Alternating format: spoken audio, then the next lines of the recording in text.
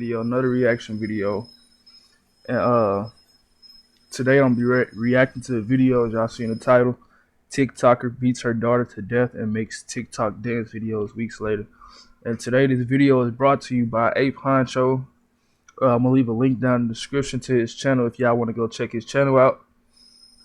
But I really haven't heard too much about it, but I seen that it was trending, so I'm gonna watch this video and I'm gonna give my input on, tell y'all how I feel about certain situations.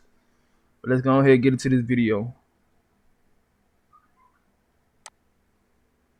Mum, daughter, smiles and dances is what Nicola and 3-year-old Kaylee Jade Priest would present to the world on TikTok. A normal mother and daughter having a laugh through the pandemic, trying to make most of what time they had together during lockdown. Before we go any further, as I'm reading the title and I'm looking at this little girl, I don't even want to say my thoughts right now. This shit. Behind kids, I'd kill a motherfucker. Excuse my language. Once the cameras turned off, however, a grim reality away from the smiles would soon begin.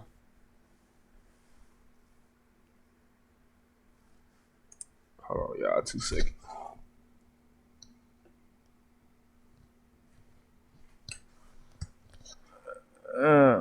Yeah, give me 2 seconds.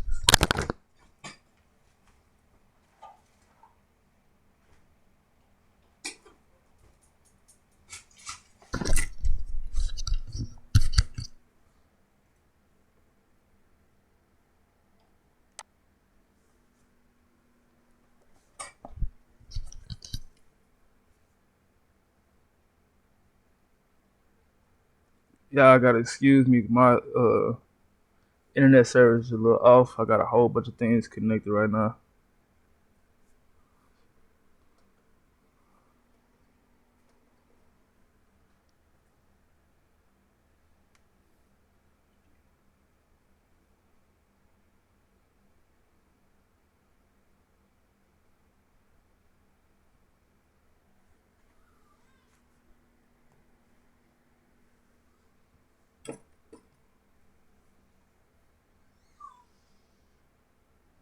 Still a lot of chat about who put down this kid Buck 20. Yeah. Well, ain't nobody ever died from talk, Rock. At least not yet.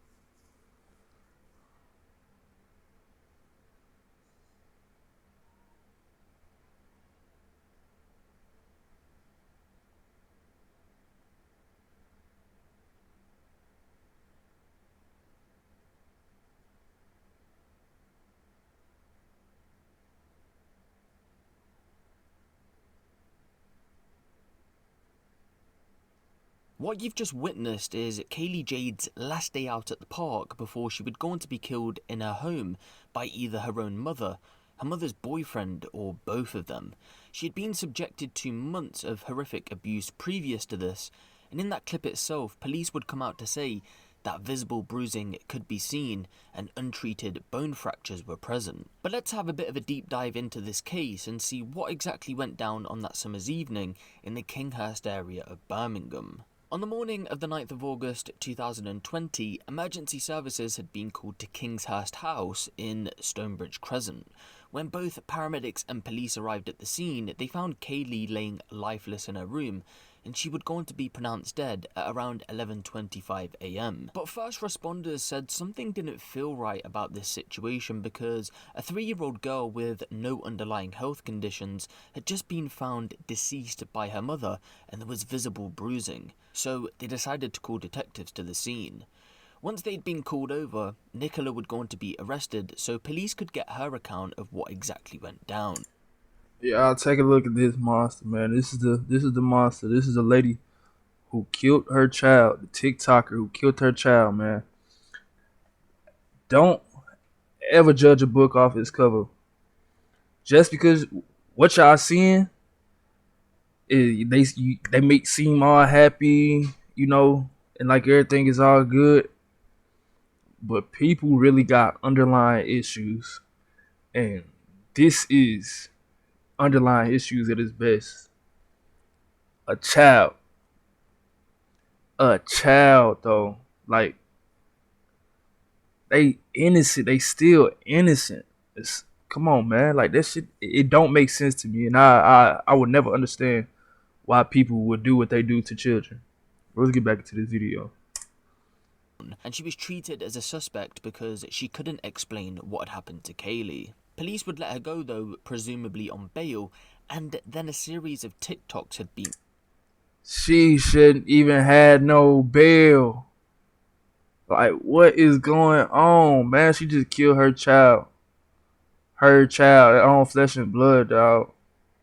made. A tribute TikTok was posted with the caption, "R.I.P. my baby." 10 days later, on the 17th, she can be seen crying and lip-syncing the lyrics to the song "To My Parents." The lyrics go, "I'm sorry, mum and dad. I know I messed up bad. Should have done better. I'm sorry, mum and dad." This is more than likely a crocodile tear appeal though to her parents to say that she should have been a better mother. 4 days later, another tribute post was made to Kaylee with the caption, "I love you so much, darling. Mummy will never forget you ever. R.I.P. Angel." But then only 1 day later, the social media narcissist would post a TikTok's dance challenge video with the caption, "Way too serious, laughing face, dancing always helps me." 1 day later, on the 23rd, she would post this video with the caption, "Love my makeup purchase." I'm sorry, I know it ain't no timeline of mourning someone's death, but everything just seems so wrong to me. Like, she's so quick to I mean, I don't know. I'm not burning no bread, but if I was ever in that situation, I couldn't be like, I wouldn't be like, don't even talk to me straight up. Like, I don't know. I couldn't be on no type of social media, no nothing.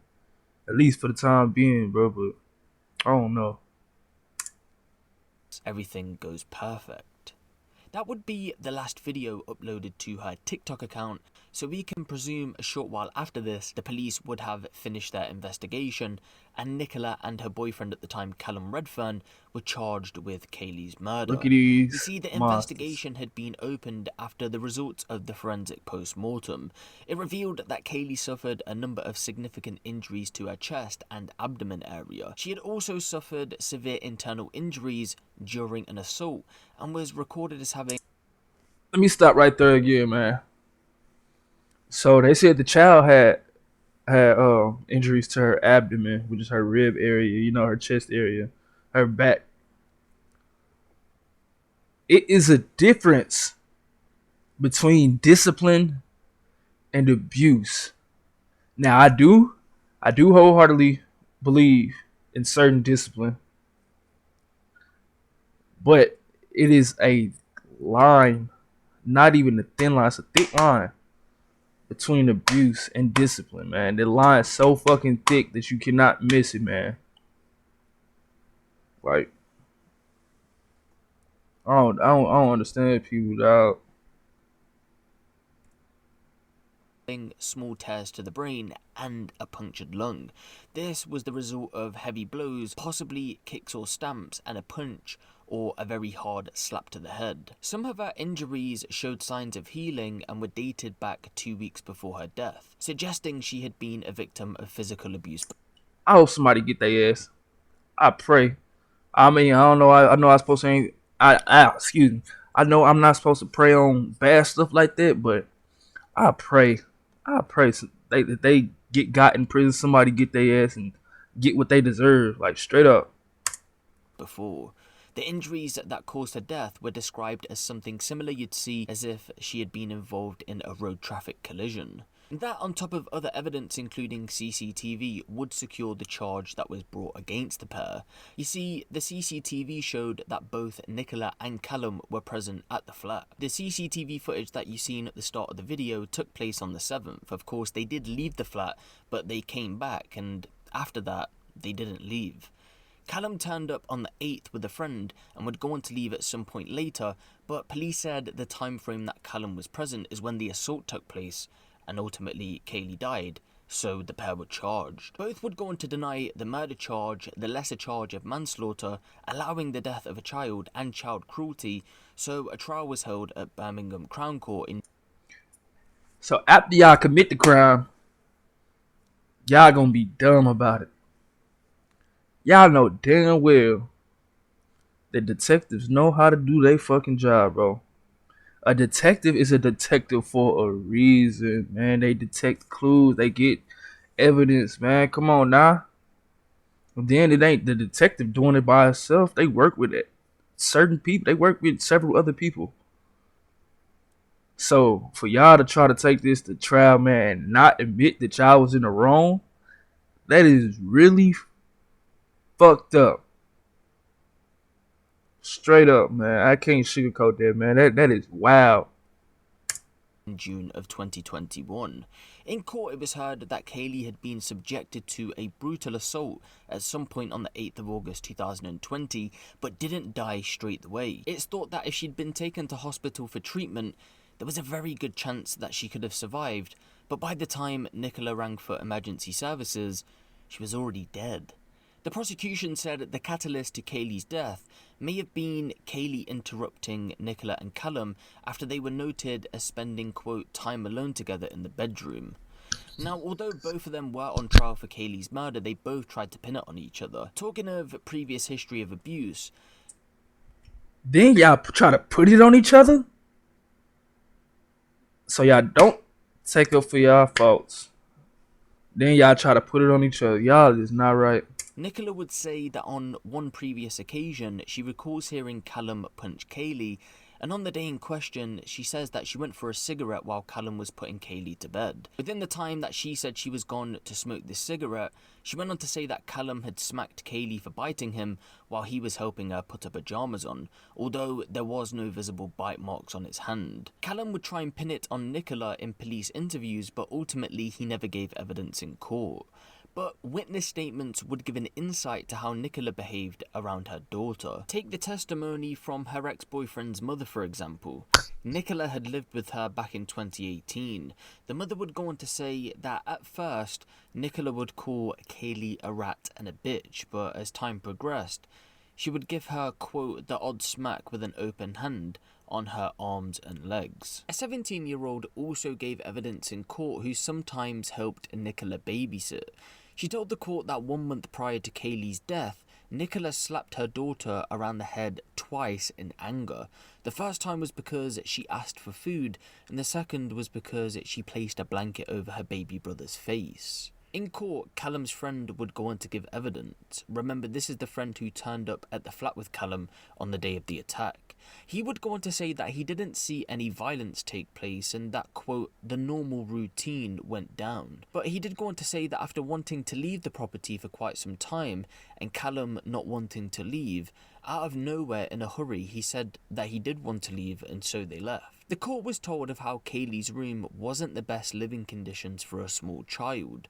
There was no carpet, the mattress was dirty, and when paramedics entered the room to check to see what was happening, they couldn't turn the light on because there was no bulb. But although the prosecution couldn't pinpoint who exactly was to blame for the death of Kaylee, messages would show that both were just as guilty as each other. In a text message exchange between the pair on the 24th of July 2020, so just slightly prior to Kaylee's death, Nicola would go on to say, quote, I'm going to kill her because she keeps leaving the living room or going into the kitchen. So I've hit her and smacked her for shitting in her nappy.